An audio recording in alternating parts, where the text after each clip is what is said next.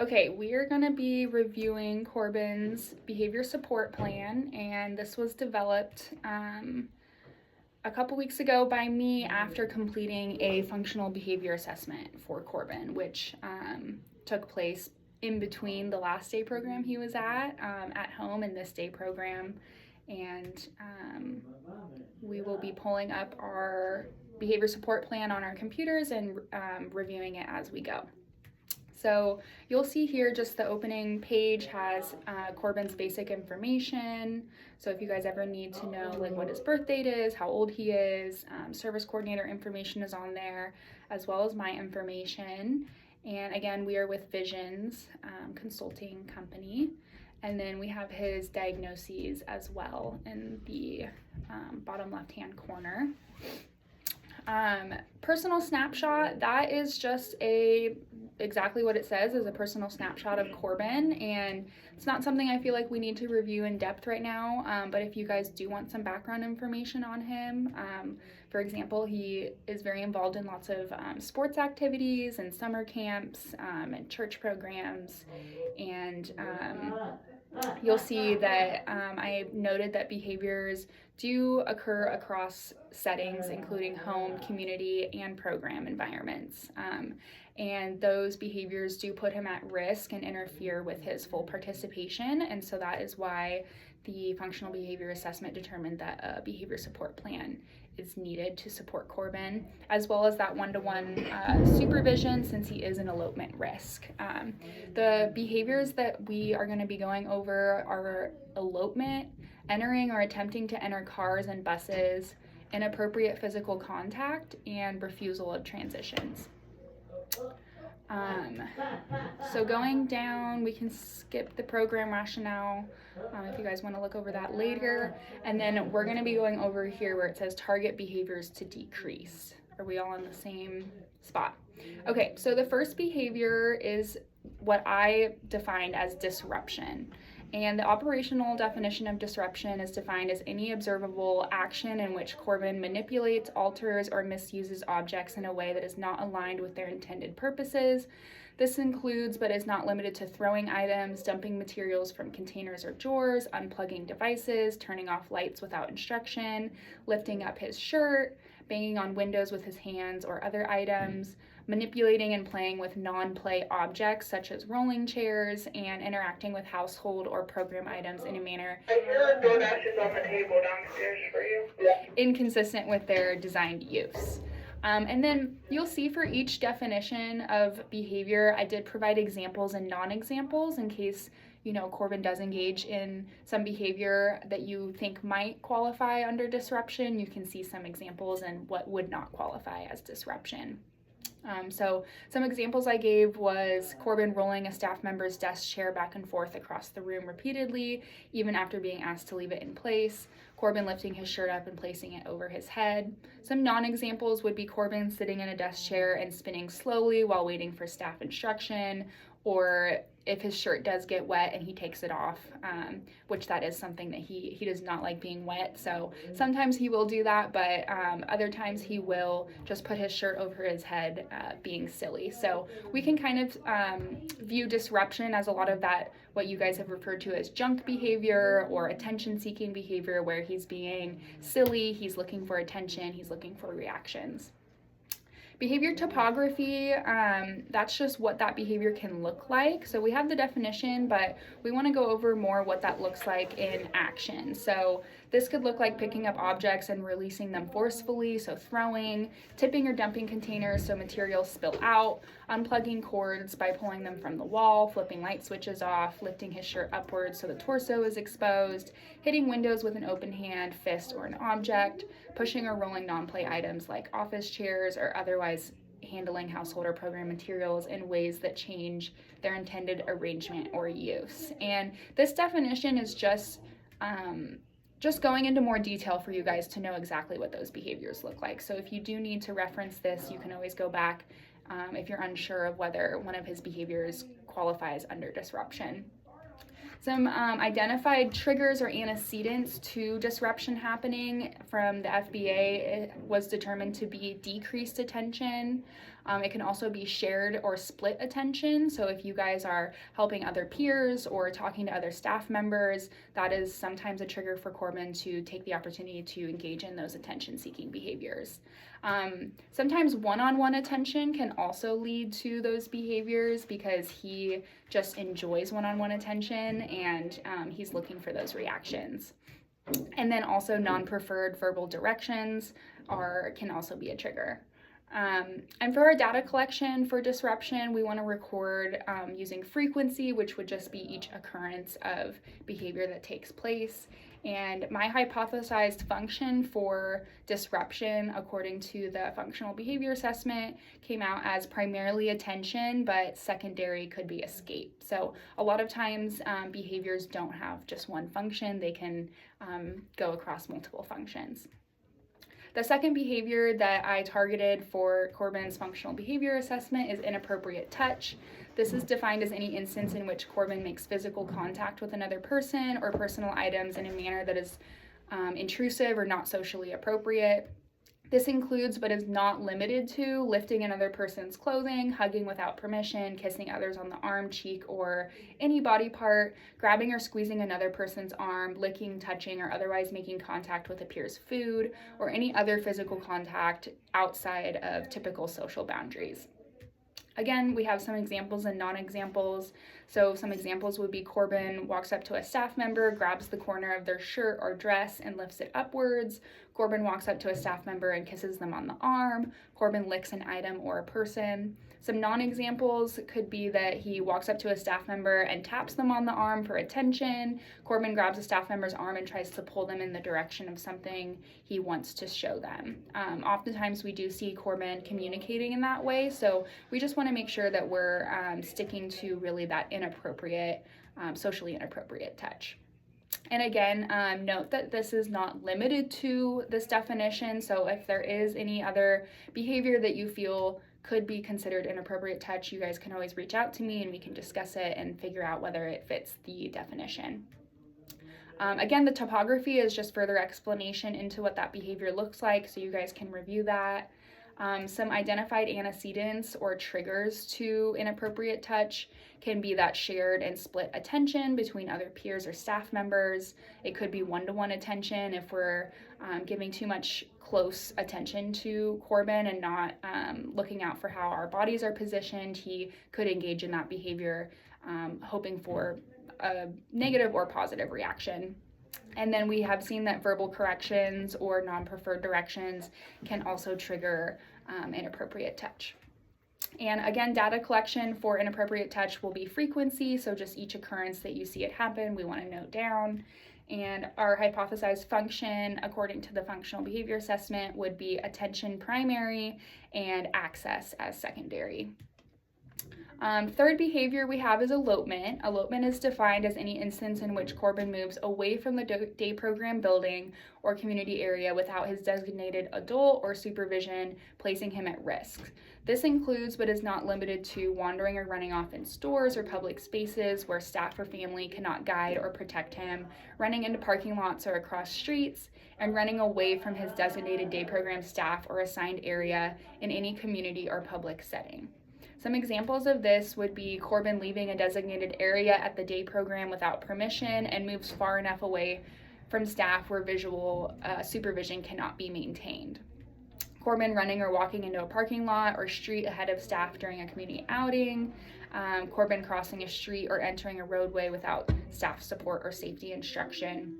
Some non-examples would be when Corbin walks with staff during transitions while remaining within visual supervision. So if he, takes off down the hall is a couple of steps ahead, but you guys can still, have that visual supervision on him, we don't really want to include that as elopement. It's more when he's placing himself at risk or trying to leave the building. Another non-example would be Corbin moving ahead briefly, but he stops and returns when prompted by staff. Or if he changes location within an approved area, so moving from one table to another, while visual supervision is maintained. And I did put a little note that movement within day program building that does not result in increased risk or loss of supervision should not be considered elopement. Again, we have some more definitions of elopement under behavior topography that you guys can review. And our identified antecedents or triggers of this behavior is decreased attention, shared or split attention among peers or staff, one-to-one attention, or non-preferred directions. And for data collection, we want to use frequency, so each occurrence of elopement. And our hypothesized function would be primarily attention and escape as secondary. Our last behavior that we're going to review and that I included in the functional behavior assessment is the behavior of entering unknown cars. Corbin, this has happened at the previous day program. This happens at home. I don't believe it's happened here yet, but I just want you guys to be aware of this behavior in case it does happen.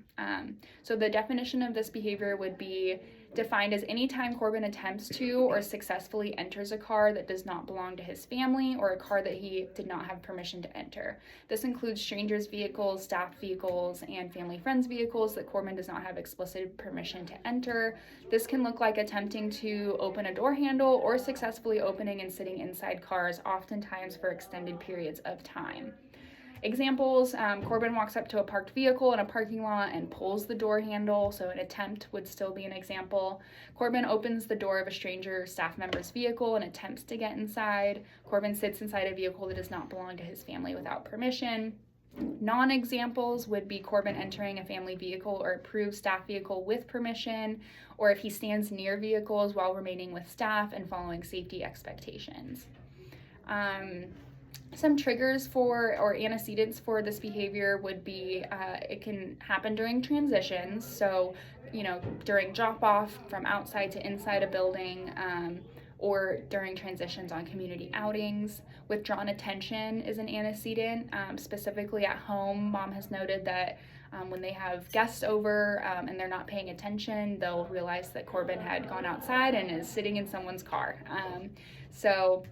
And then occasionally there's no antecedent, so it could be a non-social, partly automatic sensory seeking function where he just really enjoys sitting inside cars, but that does turn into a safety risk since he can't really always tell when he's too hot or too cold, especially in the summertime. We know cars can get really hot. So data collection for this will also be frequency, so just every occurrence. And our hypothesized function is primarily automatic non-social, but it could also be for escape or attention. Okay, moving on. So this chart that we're going to go over next is a breakdown for each behavior, and it's going to go over the antecedent strategies, the replacement behavior skills, and the reactive strategies.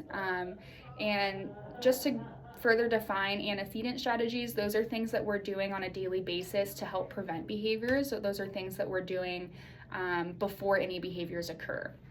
And replacement behaviors and skills, those are the behaviors that we want to replace and teach more appropriate behaviors to replace those inappropriate behaviors that Corbin is doing. We all know behaviors are communication, so we do want him to be able to communicate and get his needs met, but in a more appropriate way. And then reactive strategies, those are more of what to do when the behavior is already occurring, how to react to those behaviors in the moment. So for disruption, we're going to go over antecedent strategies, and these antecedent strategies are based on the functions that we found. So it could be based on the attention function or the escape function. Some helpful things that we can use for antecedent strategies would be a visual schedule or visuals for Corbin's transition, so providing him with a portable visual at all times. This could look like a first-then visual for Corbin when placing any non-preferred requests, which you guys have been doing an amazing job of. And visual timers and priming are going to be really helpful for Corbin, so providing a visual timer to show Corbin how long he has to engage in an activity before a transition. And priming are just those verbal reminders of how much time Corbin has left before a transition takes place. We want to usually do one early warning, a midpoint warning, and one final cue when there is close to about 1 minute left on the timer. Another helpful antecedent strategy for disruption can be a high probability request sequence. We also call that behavioral momentum.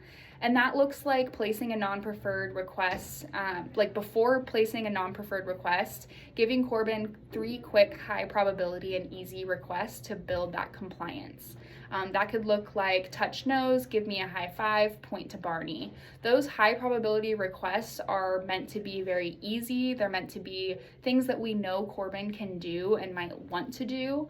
And we just want to make sure that those are within his behavior repertoire so he knows how to do those things independently. And when we do those 3 quick high probability requests and end with the harder, lower probability requests, we tend to see, like the science shows, that we tend to see more compliance with that last request. So that would be like touch nose, give me a high five, point to Barney, and then let's wipe down the lunch table. And that would be in a pretty quick succession. You guys could also maybe make it into a Simon Says type game. So we will work on that. And we also want to provide what we call forced choices to Corbin when placing non-preferred requests. So we want to make sure he has that feeling of control over what he's going to be doing next. But we still want it to be, a forced choice. So we're giving him multiple options, but hoping that he's going to engage in one of those appropriate requests. An example would be, do you want to match cards or read a book? Do you want to wipe down your table or throw your trash away first? So just giving him lots of control over what he's doing throughout his day. Movement breaks and physical regulation are going to be helpful for Corbin. Should we pause real quick? Let's see. Okay. So movement breaks and physical regulation will be helpful for Corbin throughout his day.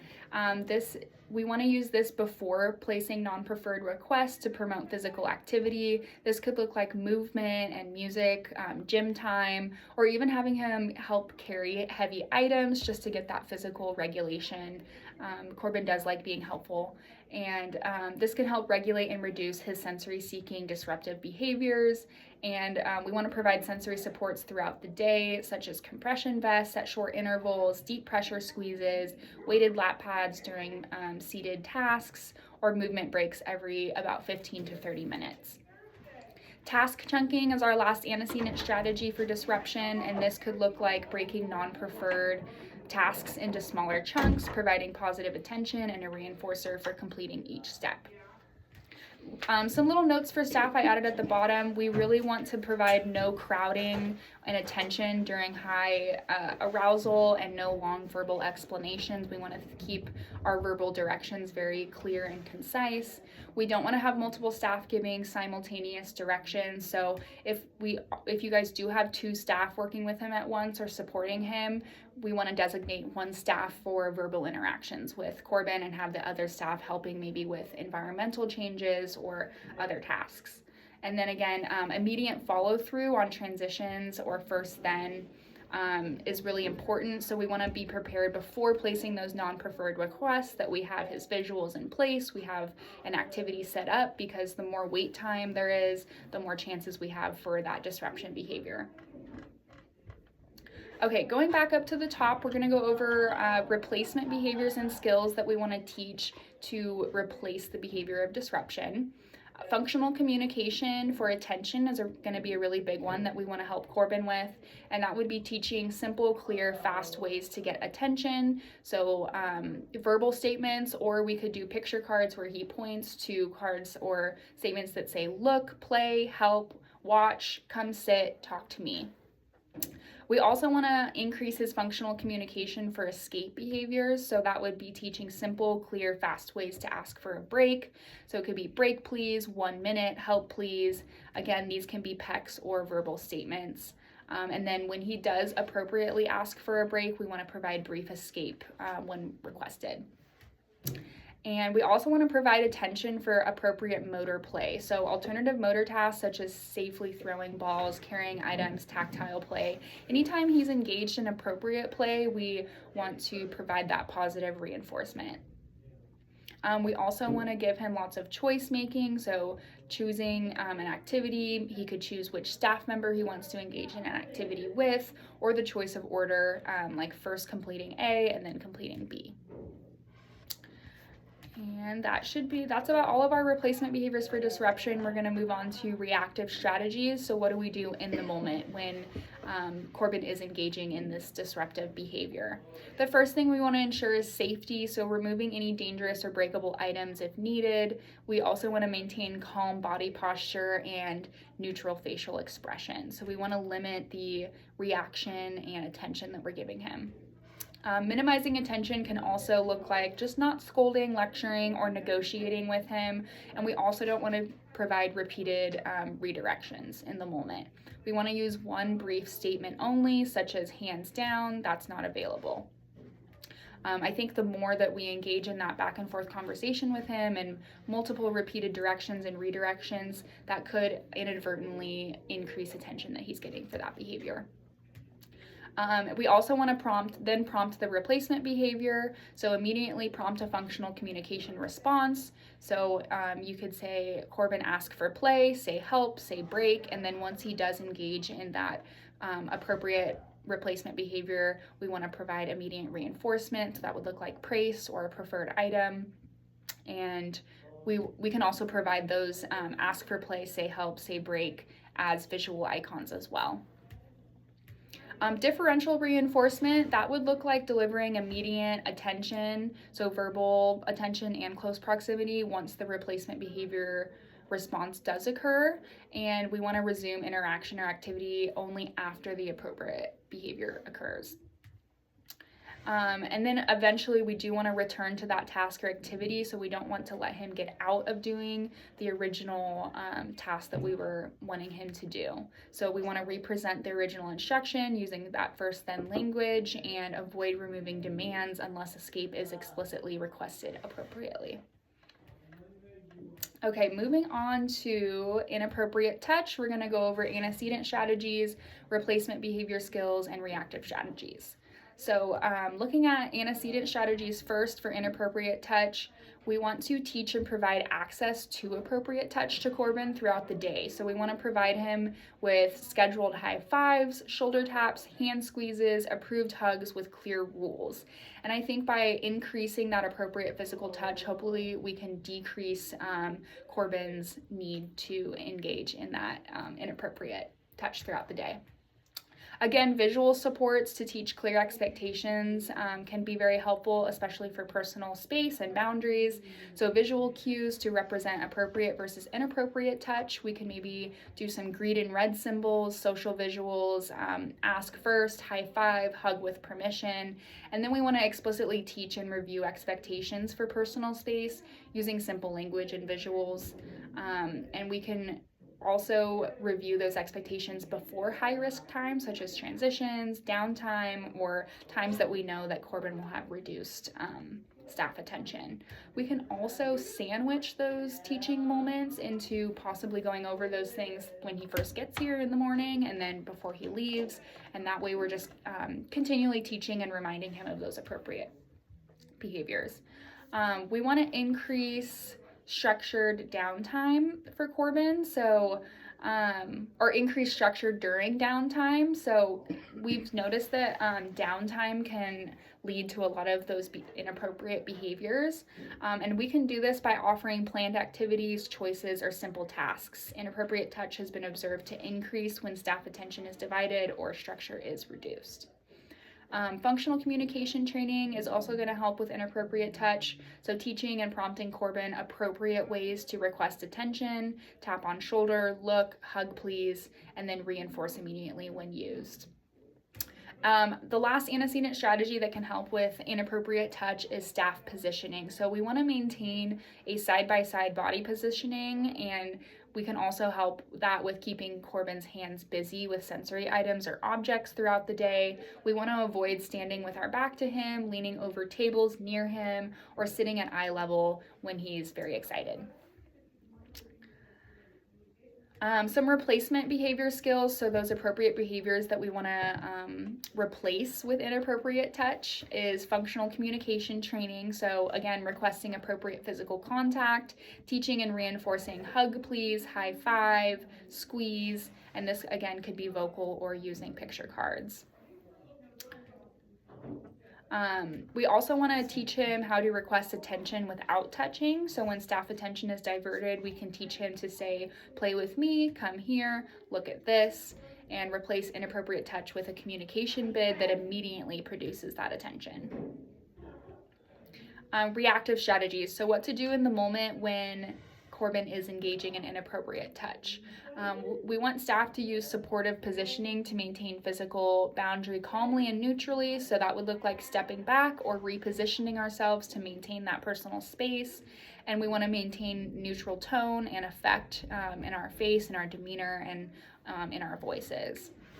We also want to provide a clear boundary statement. So that would just be one short phrase only, such as hands to self, not appropriate. And then we want to provide immediate, appropriate alternative replacement behaviors for him. So we can prompt him to instead ask for a hug, high five, stand next to me, and we can use visuals or signs or vocal speech. And then once he does engage in that appropriate replacement behavior, asking for attention, we want to reinforce that. So that would be providing brief, enthusiastic reinforcement for the appropriate request. That could look like social attention. We know that can be a reinforcer for Corbin, but we also want to look out for other reinforcers. So that would look like those preferred activities, that getting access to those things would then increase the likelihood of him continuing to engage and earn those things. And then reinforcement should match what was requested, so a short side hug or a high five, or whatever was requested. And we also want to discontinue the interaction if the behavior persists. So if he continues to engage in inappropriate touch despite staff trying the previous options, then we just want to step away briefly. We do want to keep him within line of sight, and then we want to remove access to the staff member until appropriate contact is requested. A little note for staff, we do not, again, provide prolonged verbal explanations or emotional reactions, as these can increase attention-maintained behavior. Okay, moving on to antecedent, replacement, and reactive strategies for elopement. First, we'll go over antecedent strategies, which are those things that can help prevent elopement before it's occurring. We want to make transitions socially rich. We know transitions can be an antecedent or trigger for those elopement opportunities. So some examples of that would be walking arm in arm with Corbin, singing songs, synchronized stepping. We could make it into a Simon Says game, carrying preferred items only during transitions.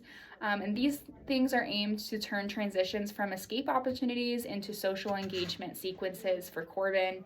This can also be done by giving him a role or job during transitions. So it could be like door holder, line leader, bag carrier, timer holder, just to give him a purpose during those transitions. Visual timers and priming before any transitions are going to be important. So that's providing advance notice to Corbin before transitions and using a timer. So we want to provide him a reminder maybe at 5 minutes, 3 minutes, and then 1 minute. And we not only just saying the verbal reminder, but we also want to show him the time on the timer. Again, a high probability engagement before movement could also help. So engage Corbin in a brief preferred interaction or task immediately before transitions to increase that cooperation and reduce motivation to flee. So walking while talking about a preferred topic or carrying a preferred item. We also want to give lots of choice-making opportunities, so offer simple, concrete choices related to transitions when possible. Do you want to walk with me, or do you want to walk with a different staff? Would you like to go to this room first or this room? Just giving him as many choices as possible when making those transitions. We also want to have clear physical boundaries and environmental cues for Corbin. That could look like using visual markers, so floor tape, signs, designated waiting spots. And that would just help clarify safe areas and movement expectations for Corbin, especially near exits or high-risk areas such as in the community. And then again, we also want to provide immediate reinforcement for appropriate transitions, so provide verbal praise or preferred activities when he does transition appropriately and successfully. Some replacement behavior skills for Corbin. So those appropriate behaviors that we want to teach to replace elopement but still allow him to escape from activities would be waiting with a signal, so holding up a wait card, sitting at a designated waiting spot, or setting a short visual timer for 1 to 3 minutes. Some more functional escape requests that we want to teach using functional communication would be asking for a break, asking for help, saying I want to do this later, and then honoring that appropriate request. Choice making, again, we have in there, so giving him lots of choices of activity, when possible, a choice of preferred staff, and also a choice of order, so first A, then B. And then transition coping, that can look like carrying a transition object, a visual countdown, and a first then card that he can hold himself. Reactive strategies, so what to do in the moment when Corbin is engaging in elopement. We want to immediately ensure safety. That would be maintaining close proximity to him, using physical guidance only as needed for safety. We want to limit verbal interaction, so one brief directive only, stop, walk with me, unsafe. We want to avoid repeated calling, bargaining, or emotional tones. We want to guide him back to designated area, so we want to escort him calmly without discussion. We could use a visual schedule or first then card upon return, and then we do want to reinforce that compliance immediately, so deliver attention as soon as Corbin is safe and stationary, and provide access to a preferred staff or activity only after he engages in that appropriate replacement behavior. And then we do also want to follow through on transition. So if the elopement did occur during a transition, we want to avoid delaying the transition unnecessarily. Excessive stopping can reinforce elopement through attention, and we want to prompt that functional communication of later please, but then follow through on that transition at a later time. Okay, going over our last behavior for entering unknown cars, we're going to go over antecedent strategies, so things we can do to help prevent this behavior from occurring. Physical proximity is going to be a big one during the following transitions. Anytime that we're walking through the parking lot with him, arrival or departure, so pick up or drop off, community outings. Positioning should be arm in arm with staff or positioned on the inside of walking paths. Keeping Corbin's hands busy during transitions, especially outside, can help. So occupying his hands before cars are visible. Some examples could be having him carry a preferred item, helping carry a bag, push a cart if we're out in the community, hold a laminated picture card, or holding his water bottle. So just doing things to keep his hands busy that can help limit attempts to open car doors, right? We can't open a car door if we have things in both of our hands. And also just reviewing some visual safety rules with Corbin before any outings or transitions. So for example, a green check over holding hands, or a stop at curb card, or other safety cards that we can help teach him safe transition rules. Some replacement behavior skills, so those appropriate behaviors that we want to teach and provide reinforcement for would be transition coping, so again, carrying a transition object, a visual countdown, or a first then card that he can hold himself. Car discrimination training, so we want to teach Corbin what his car looks like versus not my car, and that can go again with more safety rules and parking lot rules, so just providing some more safety training for him and teaching him what's safe and what's not safe. A safe parking lot routine, so holding staff wristband, or stopping at a cone or a line, or waiting for a verbal safety cue. This safety replacement behavior can be personally designed for you guys and for Corbin. We can work together on figuring out the best safety protocol for him.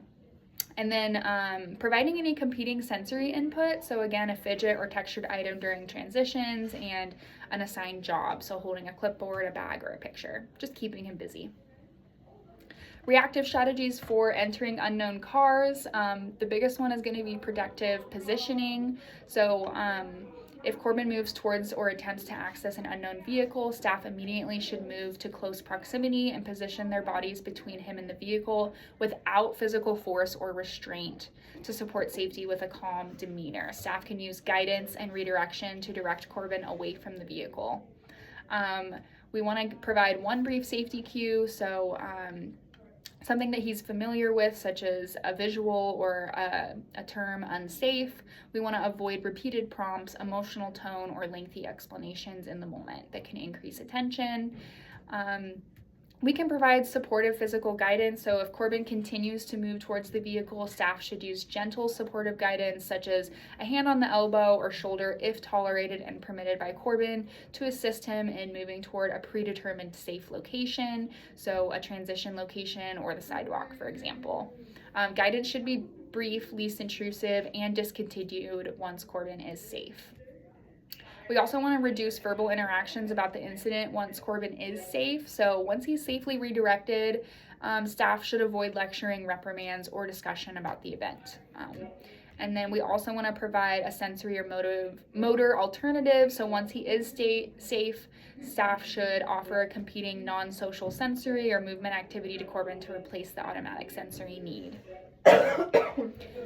We also want to resume the original activity or transition, so staff should calmly resume the original activity without providing reinforcements to Corbin. Reinforcement should remain contingent on safe participation.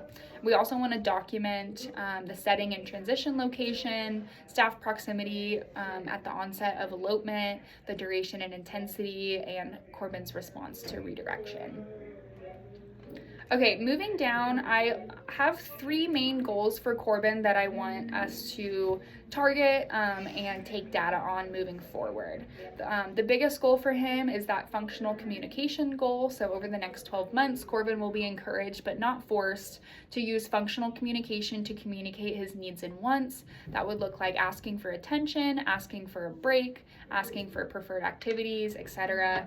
At least 3 times per day using his preferred method of communication. So that'll look like letting him choose between a picture card, a gesture, or a verbal statement. We want to honor any appropriate communication attempts by Corbin. For 4 consecutive weeks, staff will model use of picture cards and offer choices naturally during his daily routine. The next goal will be, over the next 12 months, Corbin will reduce the frequency of inappropriate touch while at day program, and this will be measured by fewer daily occurrences recorded by staff for 4 consecutive weeks. And then the last goal that we want to target for Corbin is, over the next 12 months, Corbin will transition from one activity to another with the absence of maladaptive behaviors while at day program, using less than 2 prompts by staff for 1 consecutive week.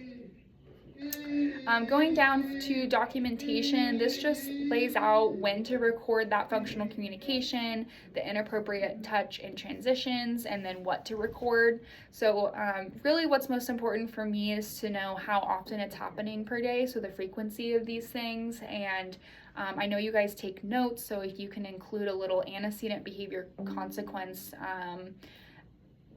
note, then I can look through and see what was happening before, what happened during, and what happened after. Going down to teaching procedures for replacement behaviors. This is just what a staff should do to teach functional communication step by step. Again, we have other forms that you guys can look at and review how to teach these behaviors. So step by step, briefly what we'll do for functional communication is we always want to ensure that those visual cards are close or nearby to Corbin. So his binder of visuals, we want to make sure he has access to it at any time if he needs it. We want staff to be modeling the use of those things throughout the day. So model the use of picture cards in a natural way. For example, when we're taking a drink of water, you can tap drink, or when he's using a sensory tool, you can tap sensory tool and say it out loud. And this just shows Corbin what's possible without demanding imitation. So we don't want to make him imitate us, we just want to model it and show how it works in his daily schedule. We want to respond to all signals from Corbin for communication. So any form of communication should be honored. That would look like pointing, looking at staff, reaching towards staff, touching picture cards. We want to honor and engage with those communication attempts and teach him those appropriate ways to communicate. We also want to offer choices through picture cards. So instead of prompting a specific request, staff can gently offer, do you want board games or coloring, while pointing to the picture card or icons. Corbin can respond however he wants. He can respond by touching the icon, gestures, or showing preference in another way. And then we want to reinforce with access to the items that he's communicating appropriately for. So when he communicates appropriately in any form, we want to have staff give him attention and access to items whenever possible. And we always want to remember compassion when teaching functional communication. So we want to avoid forcing any picture cards or specific strategies on Corbin. So we should never physically guide his hand to touch cards. Instead, we want to model, point, and encourage. And we want to acknowledge his autonomy. He is an adult, so if he chooses not to use picture cards but gestures, that's still valid communication. Okay, and that pretty much sums up the entirety of my behavior support plan. Real quick, I'm going to go over the list at the very bottom of informed consent, where we're going to have staff sign off that this training took place and just agree to the following statements. So staff are signing off that they consent to the use of the behavioral procedures described above. They acknowledge that no guarantees have been made regarding the results of these procedures. They understand that within the scope of this treatment, there is no intent to cause detrimental side effects. And in the event of any side effects that might be injurious, the behavioral procedures will be terminated. I understand they're also signing off that they understand that the behavioral procedures described above will be closely monitored, supervised, and revised when necessary. It's important to note here that behavior support plans are not a one and done document. This is a running document. We can always make changes and updates to these strategies based on what works best for staff, what works best for parents, and what works best, most importantly, for Corbin. We're also signing off that this behavior program has been reviewed by the behavioral consultant, which would be me, and that you guys understand the content. This review includes the opportunity to create alternative goals and make changes if necessary or wanted by me, the BCBA. And you're also signing off that you understand that I have no obligation to approve this, that you guys have no obligation to approve the behavior program. And if you do not approve the program, other treatment options will be offered. And you're also signing off that the behavior analyst met and collaborated with the individual throughout the year regarding programs and visuals, and that the individual agrees to continue working on the outcomes outlined in the above behavior support strategies. And that is the entirety of Corbin's behavior support plan. I have created cheat sheet versions of just the behavior portion of this, so the antecedent, replacement behaviors, and reactive strategies. Those are in his binder already at a glance. However, they do not have as much information as the actual behavior support plan. So that is used more for throughout the day for your guys' reference, but with the intention that you guys already know the gist of what we went over today. And I also created a couple other handouts that just kind of break down these steps in more simple terms and hopefully in a way that you guys can just reference throughout the day for any reminders. Again, you guys can always reach out to me if I'm not there that day. You can shoot me an email, a text, or a phone call, and I can always consult over different strategies and what is going well and what's not going well. So with that being said, does anybody have any questions for me? I know we went over a lot of information. Sometimes questions might pop up, like I said, in the moment when we're actually going through these things. It sounds like a lot, but I think once staff kind of get just a really good idea of those antecedents and those replacement skills, that's where we're going to really see a lot of progress with Corbin, is teaching those functional communication skills. And so yeah, any questions? No? Okay. Well, that'll be the end of our training for Corbin. I appreciate you guys taking the time today. And again, any questions, you can always reach out. Okay. I do.